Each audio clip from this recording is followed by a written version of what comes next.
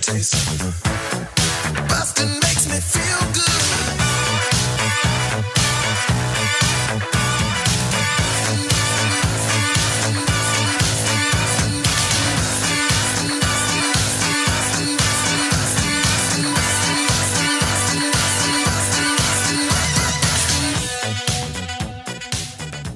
Hello, everybody. Welcome to Blockbusting, the podcast where we love to hate movies. I'm your host, Jay Light. Joining me today, live from Austin, Texas, it is my sort of doppelganger, Andrew Murphy.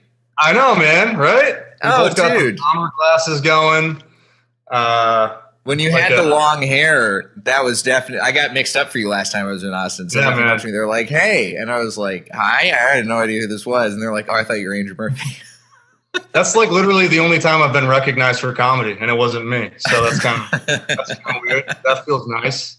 Yeah, I got a haircut recently, which is good. It would have been a little like weird, you know, with both of us. I don't know. Is this go out on video or is it just audio? It does go out on video. Gotcha. But we'll still have. I mean, we still got the glasses, and that's good enough. Hell yeah! I love these big fucking chunky lenses. They're great. Me too, man. Some people really like them, and then other people are really off put by them, in my experience. So it's kind of like, you know, it's divisive. But yeah, man, I think they're coming back in style. Not with like true crime and everything. Like, it's definitely a look. So. Oh yeah, it's definitely a look, and you gotta accept that you're gonna get called all of the serial killers who wore these glasses in existence. For sure. This is just which a lot of times it's like not even accurate. Like someone will be like, "You look like Ted Bundy." I'm like, "Well, he didn't have glasses." But then I'm like, I shouldn't know a lot about serial killers. I shouldn't be correcting people. Right. Play dumb. Yeah, I shouldn't be talking to people about how, well, you know, John Wayne Gacy wasn't really that much of a clown. He didn't really. He was only sort of dabbling in it. Yeah. It was like his weekend job. You know, you got to pay bills if you're passionate about something. You know, he's being a weekend warrior. Absolutely. It's like stand-up. A weeknight murderer. Yeah, there you go. Just like stand-up. Absolutely.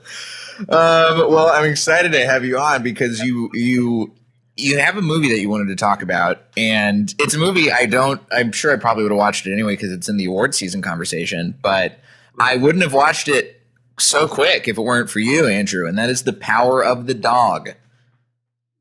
Yes. Power of the Slog, as I like to call it. I'm just throwing out some jokes there early. This is 2021. It just came out. It's on Netflix now. Western drama. Jane Campion directed and wrote it. Her first movie in over a decade.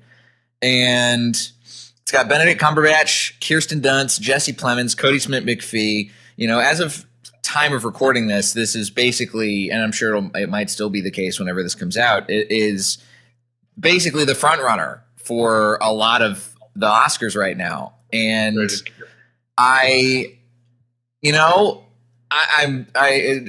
you're the first person who mentioned that hating this movie at all. All the reviews I've seen have been glowing, and so for you to reach out and say, "Hey, I have some real thoughts on this movie," it intrigued me. So tell me about what you think about the movie. Man, I just think it's so wild the amount of like. I thought at least this would be a divisive movie because it has traits of like a good movie. So I can see why some people would think it's well done. I mean, it's shot like an Oscar movie. It's very Oscar baity. It's got these long, drawn-out scenes where everyone's being super dramatic. But I feel like, just as a moviegoer and not a critic, like, it was so wildly boring and like just fascinatingly like executed. Like, all of these ideas she had about these characters were executed in really weird ways. And I know she's like this renowned director. I haven't seen any of her other movies, but I've heard from even people who I know who didn't like this movie. They're like, she's a good director. She directed like The Piano and this movie Bright Star, which I heard is really good. So it was like, it's kind of just baffling to me how bad it is. It's just so corny. It's like, it feels like a movie that they'd make fun of on like 30 Rock, like when they're like doing like a fake Oscar movie that one of them is in. Yeah, it's like a Home for Purim kind of deal. Yeah, it's like what's the one on that shit? It's like Hard to Watch. There's like a movie that Tracy is acting in. At one point, it's called like Hard to Watch. It's like, you know, it's like kind of that where it's like purposely cold and purposely like wants to make you feel this sense of dread and like at no point does it want you to enjoy yourself at all. But that's, you know, if you don't like it, then you don't get it. It's got that vibe to it. And I just resented it and kind of felt insulted by it because in my mind, there's nothing to get. Like, it is just so straightforward. It's on the nose. It's just an Oscar baity movie. And man, if it wins Oscar, I'll just be baffled. This has been such a good year for movies. So see what happens. I think I feel like it's sort of destined to win at least a couple of Oscars. And I'll say this, I am not a huge fan of the movie by any means. I think it's really, from like a story perspective and from an acting perspective, I think that there's a lot of really like basic choices that were made. Like the whole idea of the movie, if you haven't seen it, there's spoilers abound. So just be careful, listeners. There's basically the premise of the movie is it's a Western. Benedict Cumberbatch and Jesse Plemons are brothers. Jesse Plemons marries Kirsten Dunst, and her son is Cody Smith-McPhee, who is sort of very heavily implied to be gay. And Benedict Cumberbatch is an asshole, and it turns out that he's an asshole because he's closeted. And we find that out when he is caught jerking off with an old rag in the middle of the woods with his old mentor's rag. And the fact that a big prestige drama is resorting to one of the most basic tropes of the past like 15 years of the guy who's a piece of shit and mean to gay people is also secretly gay. Mm-hmm. Come on. It would have been more of a twist if he wasn't gay. Like, honestly, like, because as soon as I saw him being disrespectful to Peter, Cody Smith-McPhee's character, he's being so over the top mean to him. Like, it's like he truly is just being like such an asshole bully. Mm-hmm. And so it's just so on the nose. It's just a twist where you're like, as I was watching, I'm like, they're not going to make him gay. They're not going to do that. Like, you know, it's not the 80s anymore. Like, and it's just, nope, he's gay. And it's just gay. Like, yeah, and the way they present it in the movie, it's supposed to be this big, like, oh, like everyone's supposed to collectively gasp. And like, I don't know, in the theater I saw it in, no one in the theater I felt like connected to it. Like, you could just feel like everyone around you kind of rustling and moving around in their seats. Like, this is a lot to take in. Man. And it's just, and you saw it in theaters too, yeah. Yeah, I saw it in theaters, and it was, I mean, at least the people in our row, the people next to us were like kind of on the same page with us. So we just felt them kind of like watching it like, is this the movie? Is this the movie? 90 minutes in, like, this is the best movie of the year. Like, that's what people are saying. I don't get it. Yeah. I tried watching this with my girlfriend. I convinced her because she was intrigued by it, and she came and sat down next to me on the couch. And then, no shit, like 15 minutes in, she got up and walked away and left the room. Yeah. Because it's just like Benedict Cumberbatch is an asshole from the beginning. And the dialogue throughout is so – all the performances of the dialogue, it really highlights how weird and stilted everything is. Yes. Yeah, it feels like a bad Shyamalan movie at points. Like, remember in The Village when everyone's talking like, "Oh, my dearest father," or something like that, and it's like so over the top, and like that's how people are talking. Where it's just like it's like a bad play kind of. Yeah, where like it's so crazy that they like used some of these takes of these line reads. Yeah, and that's the thing. It's like this. If you told me this movie was shot in a week, I totally believe you. Like, it felt like they went with like the first take of everything. Like, it felt like she never was like, let's try that again. That was kind of weird. Like, everything is just delivered really oddly. There's a scene where Kirsten Dunst is trying to chase after her son because her son is hanging out with Benedict Cumberbatch and she's worried about him. And she comes out and she's like, come back, Peter. And they're riding away. And then Jesse Plemons' character looks at him and she's like, well, he's going to go with Phil for the day. He's going to go with him. And she goes, I don't want him to go with Phil. I don't want him to go with Phil at all. And she like literally says it like that. It's like, it's so bizarre. Like, it's so bizarre. Yeah.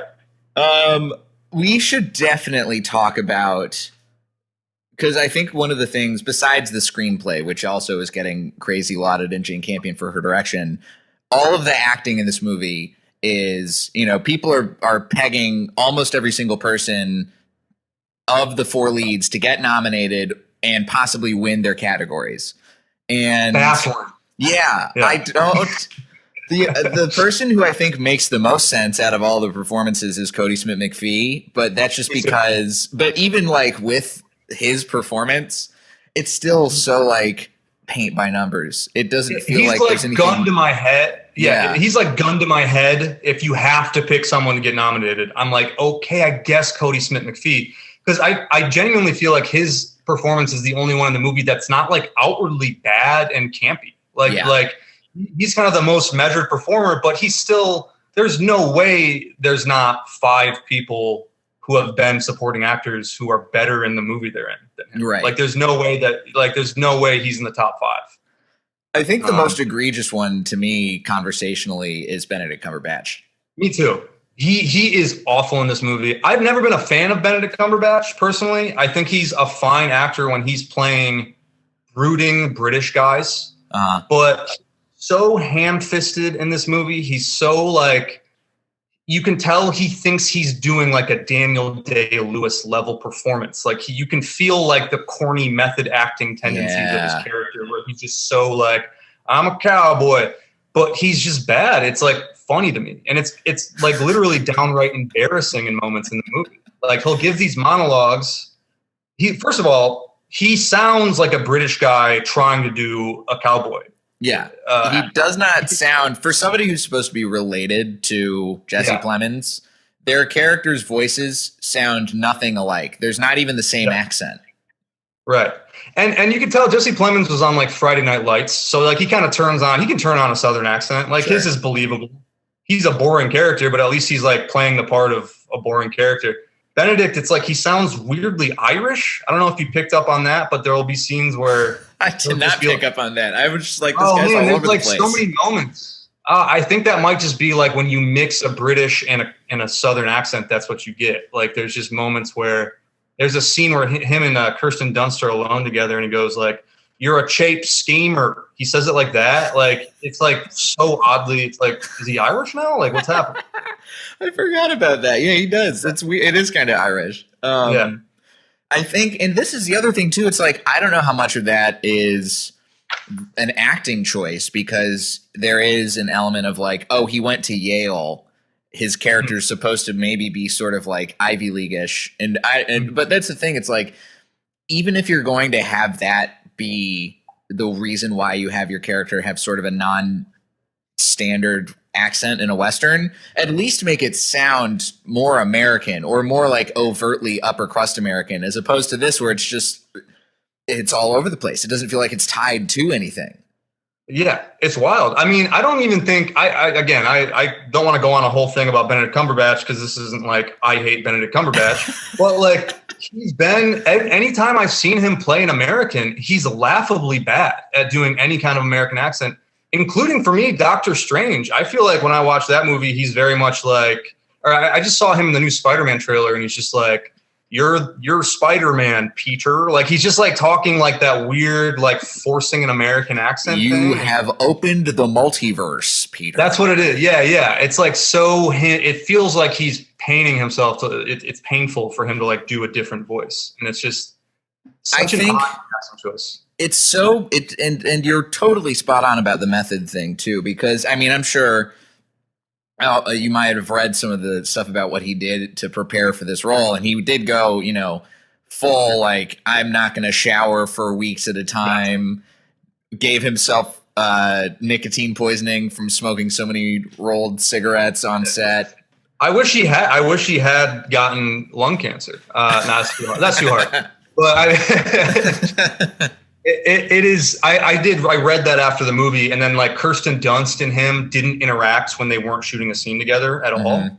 And I just was reading all these things about his method performance, and I like wanted to like throw my phone across. I was like, that it made the movie even more kind of like infuriating to me that like they worked hard on this, like this idea that they put all this painstaking labor into their roles, because it doesn't feel like that. It feels like Benedict Cumberbatch had like a day to learn an American accent or an American Western accent.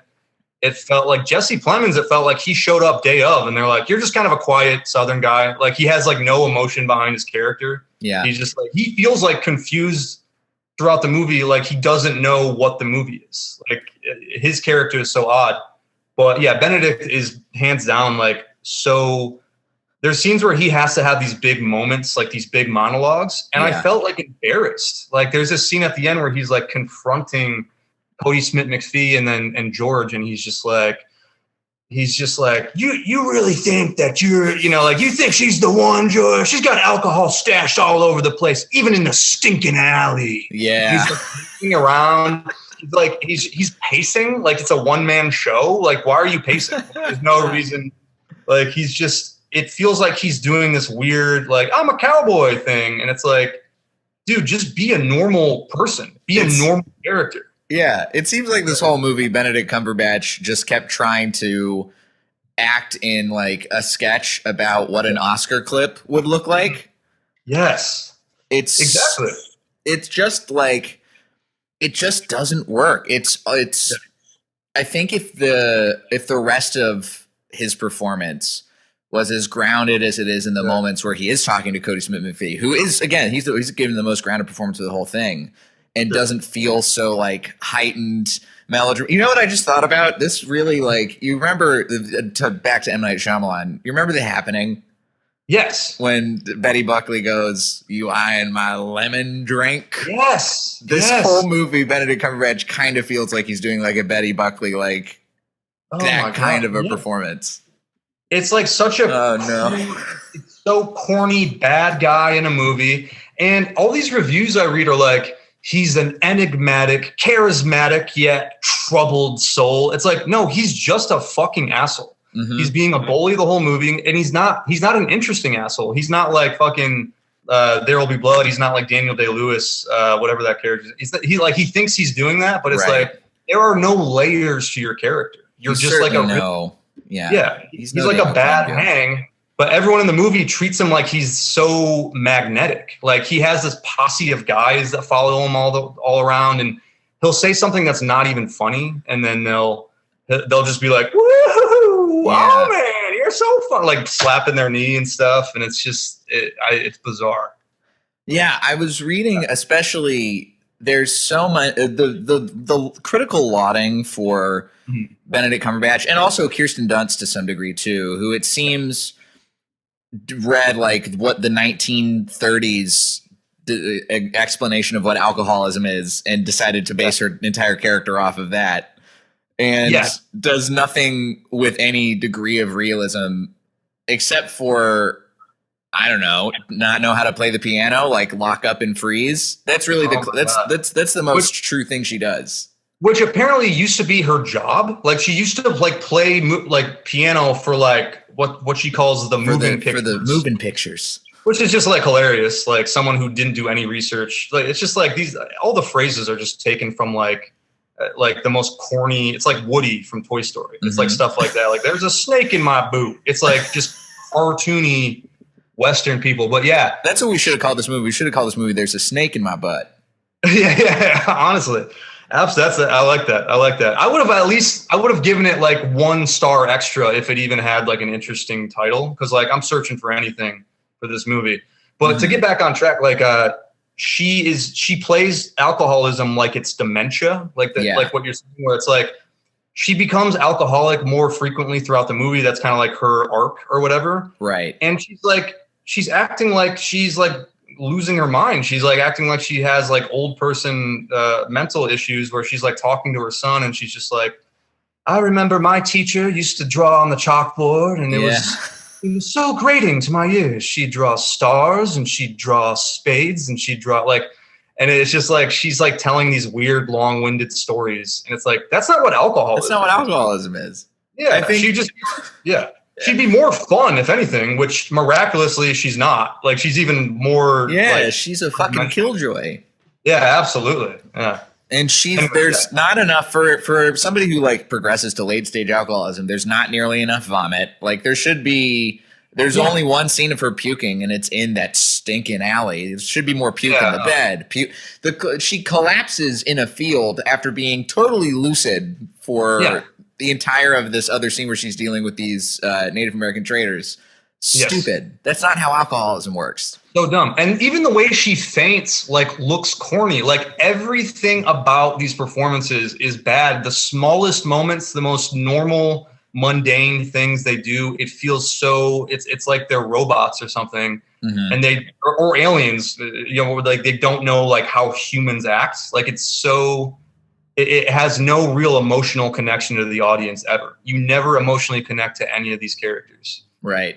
Yeah. I'm looking at, some of these reviews are so insane to me. And it's almost like there's more reverence for Jane Campion than anything else. And I think that's coloring a lot of critics at least, views of this movie.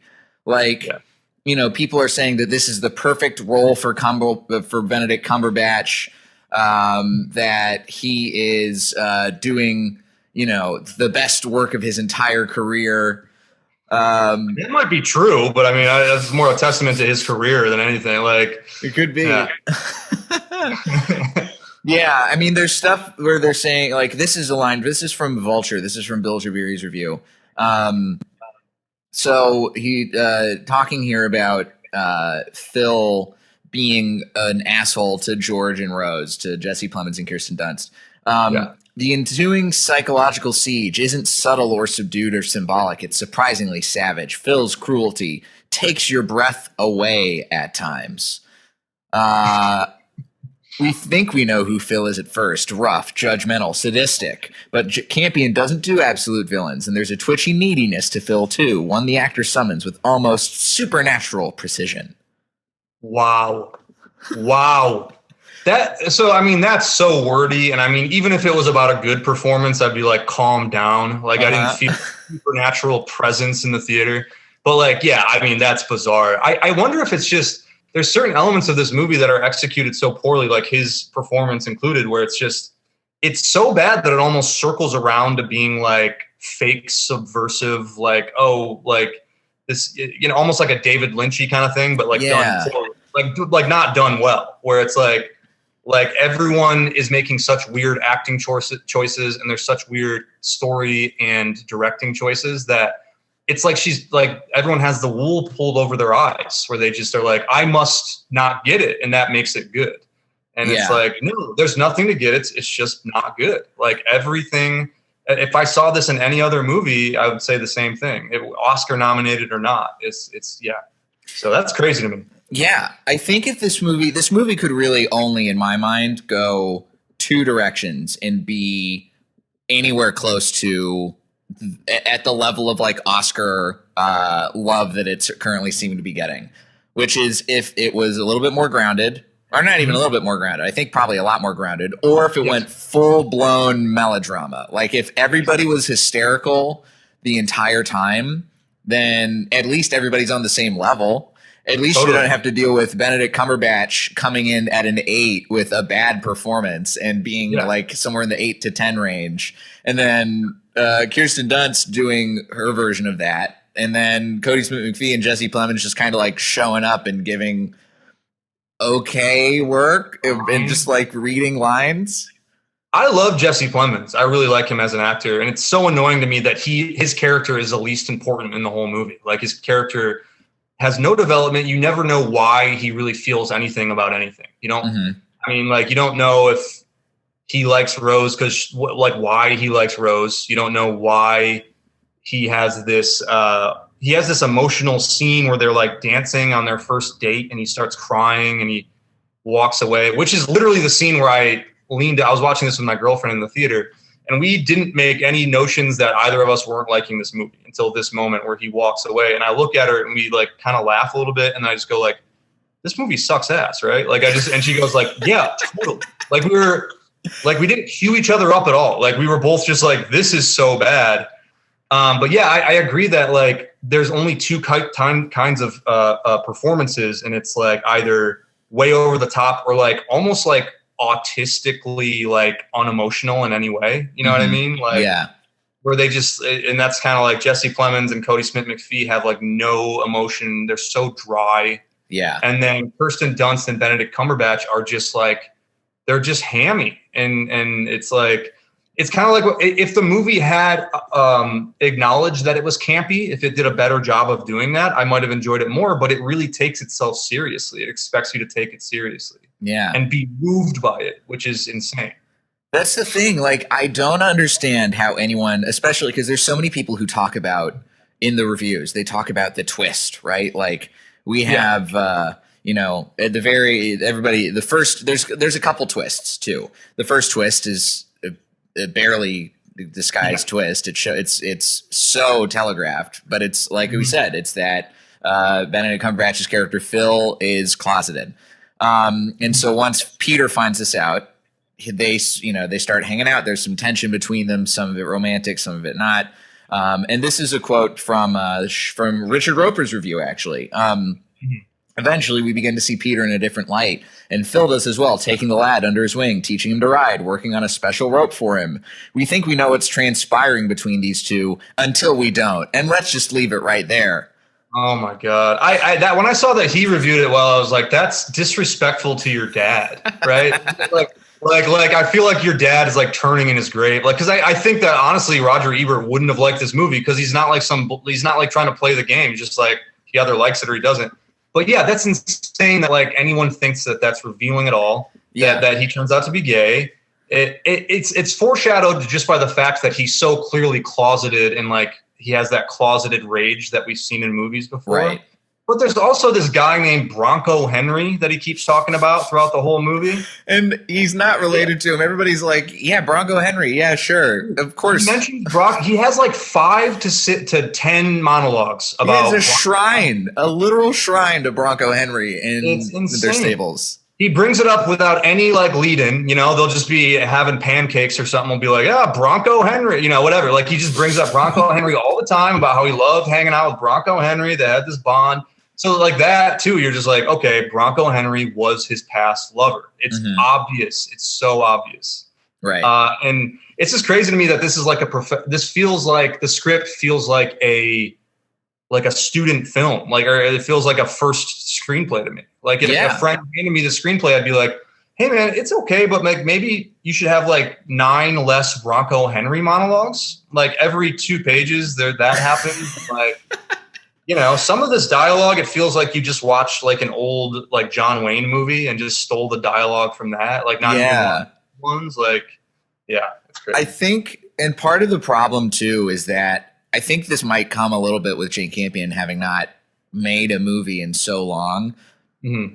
It does feel, very first drafty, and it does feel like there's a lot of the nuance that could have been in this work. I mean, I can't speak too much to that because I've never read the novel that this is based on, but I think, she has to have known that there have been movies that had this as the core subject matter done, time and time again in the past, 10 years since she's made a movie. And even before then, where this was a key element of the plot, where there's a closeted character, there's a rage there's something like with them sort of coming into their own. Yeah. And for that to be still like, I'm going to make a movie, but it's going to be a Western about that this time. Like that I don't understand why everybody all of a sudden is losing their minds and being like, oh my God, Jane Campion figured it out. This is what we've been waiting for. Western about gay cowboys. Yep, good job. Like it's insane. Like I imagine she's just on set. Maybe she like doesn't have anyone in her circle who is like that. No one wants to confront her about changing anything, and she's like explaining this idea. It's like, it's a Western about 2 closeted people in the Old West who are actually falling in love, or like they become lovers, or they start to lead into that. And one of her assistants was like, yeah, Brokeback Mountain. And the other guy's just like, shh, no, don't tell her about that movie. Like, has she never seen it? God. Like, as if she never saw it. It's so much better. It made me want to go watch that movie. The whole time I'm watching it, I'm like, there's already like a masterpiece about this. And it's like, this is so bad in comparison to it. Because Brokeback Mountain works. Yeah. Not just because of, I think, the performances, which are grounded, but because the movie is a tragedy and not a melodrama. Like the whole movie, I felt so much, I just felt so much for the characters. And in this, I don't care about any of the characters. Yeah. And it's also like, I feel like people are touting this as like a progressive movie. I think it's like weirdly anti-progressive in parts. Cody Smith-McPhee, his only character trait is that he's gay and like quote unquote effeminate in the eyes of people. There's nothing else to his character. Like you watch Brokeback Mountain, it's not just that they're gay, it's that they have these like traits about themselves, these attributes, these backstories that like make them like fully rounded characters. And in this movie, it's just like, all right, there's a cowboy, there's like a gay kid, there's an alcoholic mom, and there's like just another guy. We'll figure out something for him later. We'll figure out. Yeah, he's gonna be fat. That's gonna be his whole thing.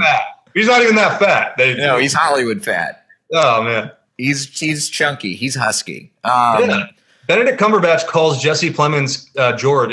His character George. He calls him Fatso in a lot of scenes in the movie. That's like his nickname for him, which is just egregious because it's like, it's not funny, it's not interesting. It's like a really lazy nickname, and yeah, like you said, he's not fat. He's just the least like in Hollywood shape of the people. Yeah. He's the guy who looks the most like he's probably a rancher in Montana. Right. Out of anybody in this movie. Absolutely. I think that this is I think part of the critical problem with this movie too. This is literally the first review on Rotten Tomatoes, the pull quote from James Berardinelli. Overall, The Power of the Dog probably isn't as powerful or wrenching as Campion intended for it to be. But it remains an unsettling piece of cinema. This guy gave it 3 out of 4.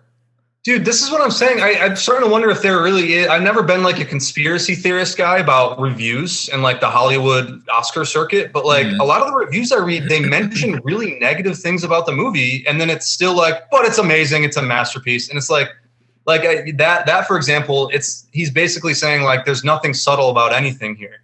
Yeah, and that to me is like a major red flag for a movie, like especially a movie that's trying to like make you think and make you question things. To not be subtle in any way is a huge like deal breaker. I feel like it's like 3 out of 4 stars. I can't, he's the master. It's like, all right. Unless what you're getting at in the narrative by being like over the top is to allow like the deep undercurrent to be revealed, then you're not really achieving anything from an artistic standpoint. And I don't see that happening when I watch Power of the Dog. I don't see, there's this secret like thing about all these people are talking about like, it's about masculinity. It's about the American West. It's about all of these things. And somebody talked about like the American creation myth. And it's like, none of that stuff is really like, none of it's revealed. This is all not stuff that is not only not new, but it's stuff that's like, you can look at it on the face and you can look at it on a deeper level. None of that's there in a way that feels, vital and refreshing and deserving of the level of praise that this movie's getting. I think it's like I think it's like she made a movie that's not fully developed, and she's like, well, if I make it cinematic and I put like a Johnny Greenwood, PTA type score behind it, people will read into areas that I lacked in, and they will just make it about whatever they want, and they'll think it's about something. When in actuality, it's a completely it's an unfinished story in my mind. Like there's so many things that she didn't do that you're supposed to do. Like even if it's your first screenplay, there's just basic tenets of a good screenplay that she completely abandons. And there's also just a lot of like unnecessary bullshit. This could have been an 80-minute movie, and I maybe would have enjoyed it more. But there's like a 5-minute scene of horses walking around. Like there's like a scene where Kirsten Dunst is walking around her house because she heard a noise, and it's like she's checking all the rooms. And then, that leads to no major payoff. It's like the studio told her like, hey, we need to add 30 minutes to this. And she's like, all right, well, we have some B-roll of just like shots of the Old West we can throw in all the time. Yeah. Like, it's just like, I think it's a sleight of hand. I think there's nothing that she actually did, and she tricked everyone into thinking that she did something. Yeah. I know. And I'll say this too, to sort of, close out my thoughts on the actual movie itself. I think, if I had to give it a rating, I wouldn't say this is horrible. I think that there's, from a craft and filmmaking perspective, it does all the period piece things right. It's got great production design, great costuming. The shots are beautiful. The cinematography I think is great. And even though I do love some of other Johnny Greenwood's other work, it's a Johnny Greenwood score, and I don't think he can really, in my mind, he hasn't really gone wrong yet on making a film score. I disagree on that part, but I didn't even like his score. Like, I thought his score was it was like B-sides from better movies he's done. Like, it was just like when I was watching it, I didn't know he did the score. And I was talking to like my girlfriend after. I was like, sounds like someone just copied a Johnny Greenwood score and didn't do a good enough job. Like, it's just like really grating violins. And it like, is sort of now that I think about it, is sort of a mashup of The Master and There Will Be Blood combined into one score with all of the weird dissonant like piano chunkiness. It felt like that again. It just felt rushed. They were like, "Hey, you have an hour to make a score," and he's like, "All right, I'm just gonna like bang my head on the piano, and it'll just like be really dissonant and bad sounding." And yeah, but I mean, I agree with the cinematography.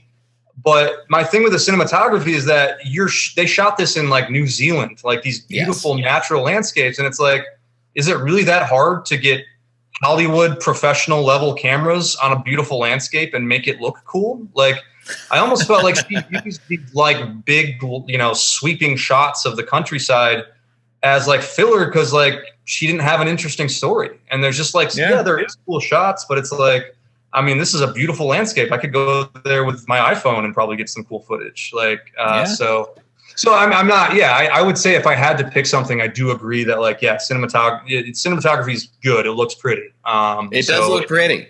Yeah, you can't deny that. But that's the thing too. It's like if I were to, I have still a lot of Oscar award season type movies that I definitely have to see. But I can't imagine watching some of the other ones that have seemed to be popping up over and over again in the conversation and think that they are less deserving of the major award categories, not just the craft categories.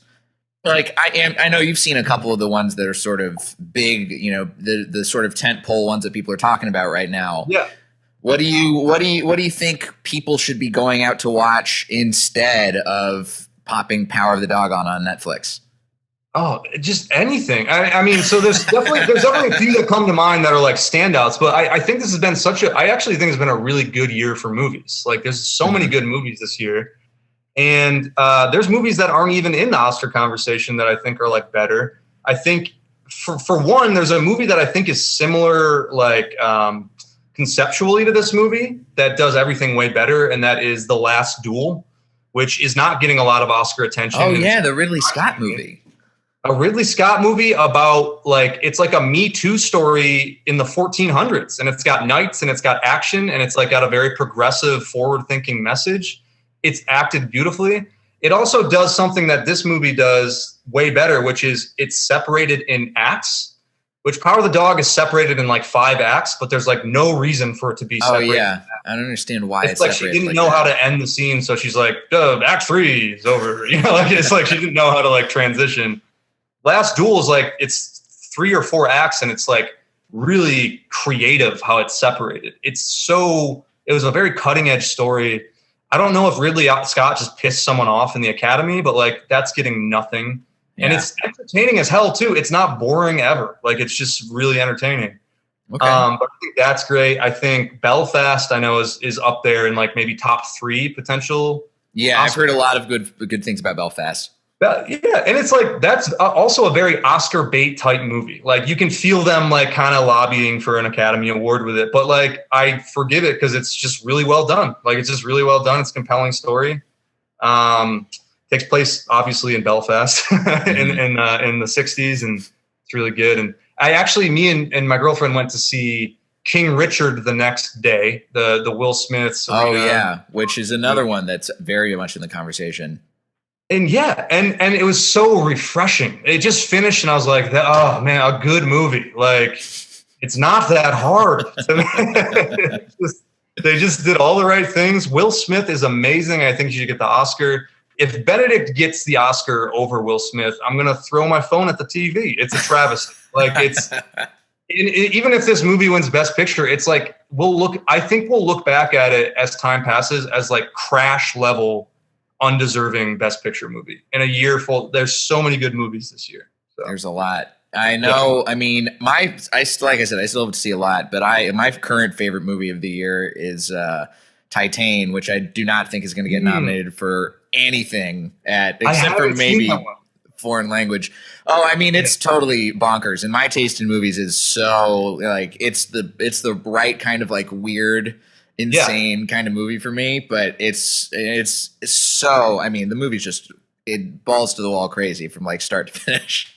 Yeah, well, I saw Raw and I loved it. So I'm like, I haven't been able to see Titan because it's like kind of, it's tricky with theaters. It's not playing everywhere, but right. Yeah, that's great. I think too, like I don't want anyone to hear this and be like, I don't like pretentious movies. I like pretentious movies if they're done well. You know what I mean? Like again, it's just this defense. Everyone who's defending Power of the Dog, it's very much it's not for basics. You don't, you know, it's not quite for the basic. It's just like, fuck you. I love weird like movies that challenge your patience and your like. I don't know, your thought about film. I like movies like that. And, you know, there's a movie called Annette this year that I really loved. That's one of the most. I've heard Annette is solid. I gotta check that out too. It's like the guy who did Holy Motors doing a musical, and it's like this meta thing about Adam Driver plays a comedian, and then him and his wife have a baby who's a puppet, and it's like, yeah, I fucking loved it. So it's like, yeah, I'm with people when they're like, Marvel movies are hurting film in general. I'm like, I'm with you, but Power of the Dog is not it. It's just not it. It's not pushing it forward.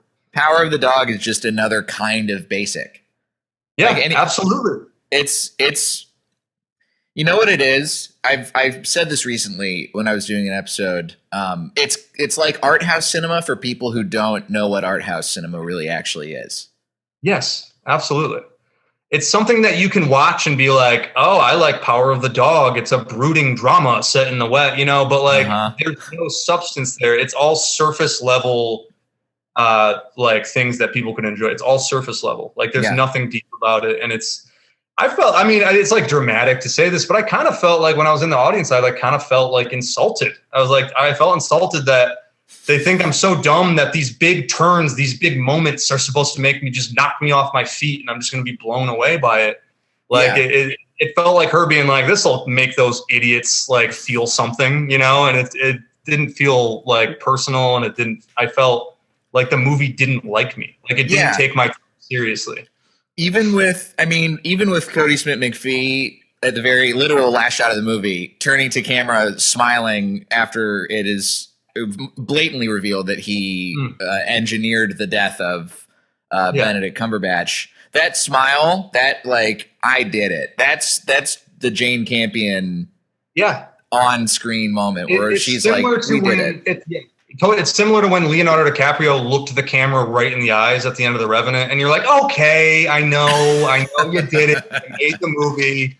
Yeah, and there's a scene. Yeah, the ending is egregious because and then he's reading out of the Bible too, and he's like, not reading the Bible. He literally opens the Bible and he goes down to the verse and he's like, I wrote it down. He's like, deliver soul from the sword. He's literally, as he's reading, he's like saying the words of the verse, which is not realistic. No one does that. But he's reading this verse and he goes, deliver soul from the sword, darling, from the power of the dog. And he just says it like everyone's supposed to be like, oh, the name of the movie. And that's just like the movie. Yeah, it's ridiculous. Oh my God. Well, Andrew, I can't believe that you have the right opinion about this movie and that nobody else is talking about it yet. We got to get more people on board. If you're listening to this and you think this movie's a giant pile of crap, you are not alone. I'm here for you. Like we have like support meetings or something, because it is maddening how so few people think that this is trash. Like it's really weird to me. So yeah. I think that this is one of those movies. I hope you're right, where people recognize it's, they get the bowl removed from their eyes and recognize that there are so many better movies out there that that are hopefully will win some awards instead of Power of the Dog. I know. It'd be so depressing. Such a good year for movies. It'd be so depressing if this like swept too. It's just like there's so many deserving movies. It's like kind of a crowded Oscar field. So yeah, it sucks that this is at the top of the heap for some reason. Well, it is what it is. Andrew, it also doesn't matter. Where can the listeners find you on the internet if they want to commiserate with you and also say that they hated the Power of the Dog? Please reach out. I'd love to. I could talk about it all day. I'm at on Instagram. I'm at @shutup_Murphy. I'm at @shutupmurphy on Twitter. Reach out and let me know your thoughts. If you liked it, I don't need to hear it. There's enough people telling me why it's good, but yeah, reach out and let me know. Don't do that. Only commiserate. We're gonna set up an anti-Power of the Dog Anonymous, and we're gonna have a good time. You can find me at Diet J on Twitter and Instagram, jlightcomedy.com for show dates. And if you like the podcast, consider subscribing on Patreon, get bonus episodes, access to my film library, all sorts of fun stuff. Andrew, thanks again. Thanks, guys. Thanks for letting me bitch. Appreciate it. Yes. Happy bot, bitch. I see what you did there. Hey. This has been dog fun, This has been Blockbusting. Go see something good for a change.